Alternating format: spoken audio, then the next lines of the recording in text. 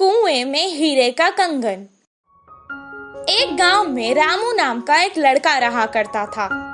एक दिन जब उसकी माँ घर साफ कर रही थी, तब उसे एक पुराने जमाने का सोने का कड़ा मिला।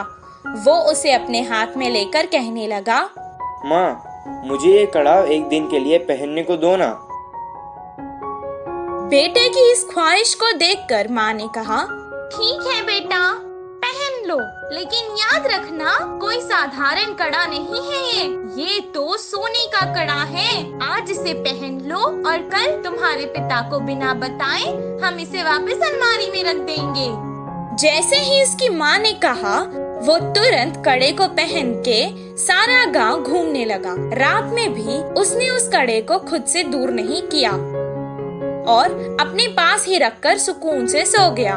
उस रात उसके गांव में चोर घुस आए और जिसके घर से उन्हें जो कुछ मिलता था, जैसे पैसे, जेवर, सोना, सब उठाकर ले जाते थे।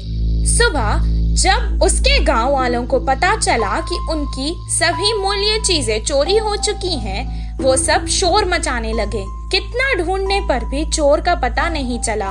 रामू की वजह से उसके पुरखों का सोने का कड़ा चोरी हो चुका था। ये सुनकर उसके पिताजी को बहुत गुस्सा आया और वो डांटने और मारने लगे। कुछ देर बाद उसने कहा, वो कोई खिलौना नहीं था जो तुमने खो दिया, वो मेरे पुरखों की निशानी थी। अब दोबारा मुझे अपनी सूरत नहीं दिखाना, निकल जाओ यहाँ से। बेटे को कड़ा देने के लिए वो अब अपनी पत्नी को भी डांटने लगा। वहीं रामू अपने पिता से मार खाकर बहुत दुखी होकर घर से रोते रोते निकल गया। पास के बगीचे में जाकर एक बड़े पेड़ के नीचे रोता हुआ वो बैठ गया। वहीं पेड़ के नीचे जो चोर ने उसका कड़ा चुराया था, वो चोरी किया हुआ सामान वहां बंटवारा कर रहे थे। वो दोनों चोर जोर जोर से बात कर रहे थे। ये सुनकर रामू को पता चल गया कि वो वही चोर है। वो धीरे से वहां से उठा और कुएं के पास जाकर कुएं में देखकर रोने लगा और कहने लगा कि उसके हीरों का कड़ा कुएं में गिर गया है। उसके रोने की आवाज सुनकर चोर उसके पास आए और रामू से पूछने लगे कि वो क्यों रो रहा है।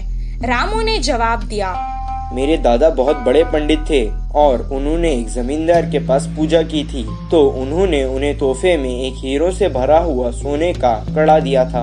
वो कड़ा मैं मेरे घर वालों को बिना बताए पहन कर आ गया था और यहाँ आकर खेल रहा था और अचानक मेरे हाथ से वो कड़ा फिसल कर गिर गया था।